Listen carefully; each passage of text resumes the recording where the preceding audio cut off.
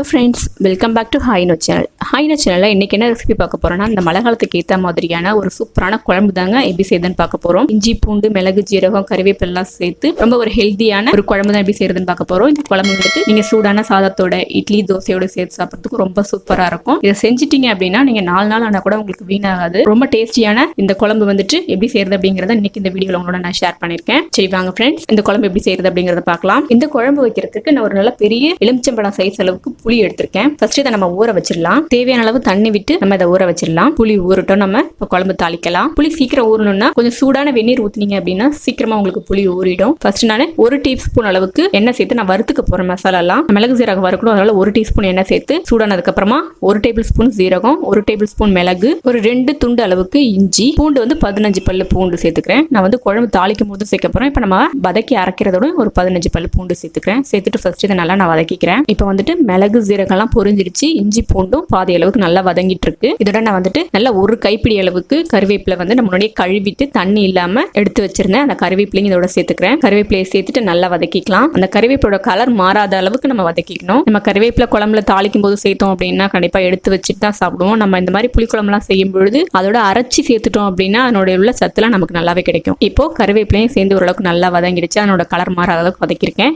இதை இப்போ stove off பண்ணிட்டு நம்ம நல்லா ஆற வச்சுக்கலாம். இது ஆனதுக்கு அப்புறமா நான் மிக்ஸி ஜார்ல சேர்த்துக்கிறேன். கொஞ்சமா தண்ணி விட்டு இதை நல்லா ஃபைன் பேஸ்டா நம்ம அரைச்சிக்க வேண்டியதுதான். இப்போ நல்லா மைய அரைச்சிருக்கேன் பாருங்க. இது அப்படியே இருக்கட்டும். இப்போ நான் அதே சட்டியிலே குழம்பு தாளிக்க போறேன். குழம்பு தாளிக்கிறதுக்கு எண்ணெய் சேர்த்துக்க போறேன். நல்லெண்ணெய் தான் நான் இன்னைக்கு இந்த குழம்பு செய்ய போறேன். ஒரு 3-4 டேபிள் ஸ்பூன் அளவுக்கு நல்லெண்ணெய் சேர்த்துக்கோங்க. எண்ணெய் கொஞ்சம் நிறைய இருந்தா தான் குழம்பு டேஸ்ட் நல்லா இருக்கும். நான் 3 டேபிள் ஸ்பூன் அளவுக்கு நல்லெண்ணெய் யூஸ் பண்ணிருக்கேன். எண்ணெய் நல்லா சூடாயிட்டு இருக்கு. இதுல 1/2 டீஸ்பூன் அளவுக்கு கடுகு, 1/2 டீஸ்பூன் வெந்தயம், 1/2 டீஸ்பூன் ஜீரகம், இது 3 வந்துட்டு நல்லா எண்ணெயில பொரியட்டும். இது செக்கு எண்ணெய் அப்படிங்கறதுனால உங்களுக்கு நல்லா நுரைச்சி பொங்கி வருது பாருங்க. இப்ப பாத்தீங்கன்னா கடுகு, வெந்தயம், ஜீரகம் எல்லாம் நல்லா பொரிஞ்சிட்டு இருக்கு. கருகி போகாம பாத்துக்கோங்க. இதோட நான் சின்ன வெங்காயம் ஒரு 20 சின்ன வெங்காயத்தை இந்த மாதிரி 2 பெருசா கட் பண்ணிக்கிறேன். கட் பண்ணி அதையும் சேர்த்துக்கிறேன். பூண்டு வந்துட்டு ஒரு 50 கிராம் அளவுக்கு 2த்தையும் சேர்த்து நல்லா அந்த எண்ணெயிலே வதக்கிக்கலாம். இப்ப பாத்தீங்கன்னா நல்லா வெங்காயம் பூண்டு எண்ணெயில வதங்கிட்டு இருக்கு. இதோட ஒரு 2 கொத்து கறிவேப்பிலை சேர்த்துக்கிறேன். இப்ப பாத்தீங்கன்னா 3/4 அளவுக்கு வெங்காயம் பூண்டு கறிவேப்பிலை நல்லா வதங்கிடுச்சு. இதுல நான் குழம்பு மிளகாத்தூள் தான் சேர்க்க போறேன். தனி மிளகாத்தூள்லாம் எதுவும் சேர்க்கல. உங்களுக்கு தேவை அப்படின்னா நீங்க தனி மிளகாத்தூளும் கொத்தமல்லி தூளும் சேர்த்துக்கலாம். நான் குழம்பு மிளகாத்தூள் ஆல்ரெடி அரைச்சு வச்சிருந்ததை சேர்த்துக்கிறேன். 2 டேபிள் ஸ்பூன் அளவுக்கு குழம்பு மிளகாத்தூள், 3 டேபிள் ஸ்பூன் அளவுக்கு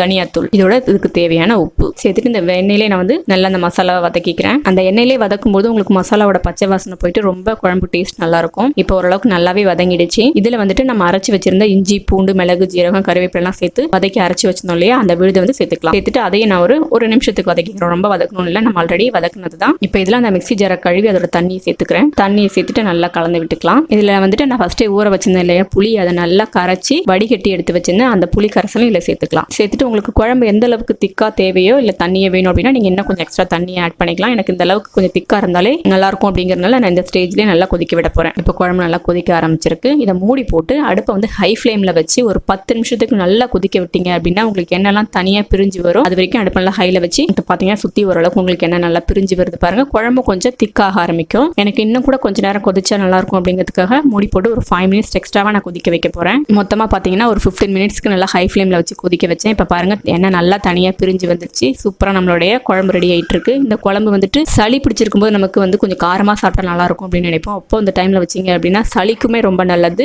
அதோட பசி ரொம்பவே நல்லா எடுக்கும். இந்த குழம்பை வந்துட்டு நம்ம செஞ்சுட்டோம் அப்படின்னா இட்லி, தோசையோட, சாதத்தோட எல்லாத்தோட சேர்த்து சாப்பிட்றதுக்கு ரொம்ப டேஸ்டியா இருக்கும். கண்டிப்பா நீங்க ட்ரை பண்ணி பாருங்க. இது செஞ்சிட்டீங்க அப்படின்னா ஒரு 3-4 நாள் வரைக்கும் உங்களுக்கு வீணாகவே ஆகாது. ரொம்ப டேஸ்டியான இந்த குழம்பு நீங்களும் ட்ரை பண்ணி பாருங்க. ட்ரை பண்ணி பார்த்துட்டு எப்படி இருந்தது அப்படிங்கறத மறக்காம உங்களோட கமெண்ட்ஸ் எனக்கு கமெண்ட் பண்ணுங்க. இந்த வீடியோ பிடிச்சிருந்தது அப்படின்னா லைக் பண்ணுங்க, உங்க ஃப்ரெண்டுக்கு ஷேர் பண்ணுங்க. Hi-Inno சேனலை ஃபர்ஸ்ட் டைம் பாக்குறீங்க அப்படின்னா சப்ஸ்கிரைப் பண்ணிக்கோங்க. மறக்காம பக்கத்துல இருக்க பெல் பட்டன்ல ஆளுங்கிற ஆப்ஷனை கிளிக் பண்ணிக்கோங்க. இன்னும் ஒரு சூப்பரான ஒரு ரெசிபியோட உங்களை நான் மீட் பண்றேன். Thank you friends.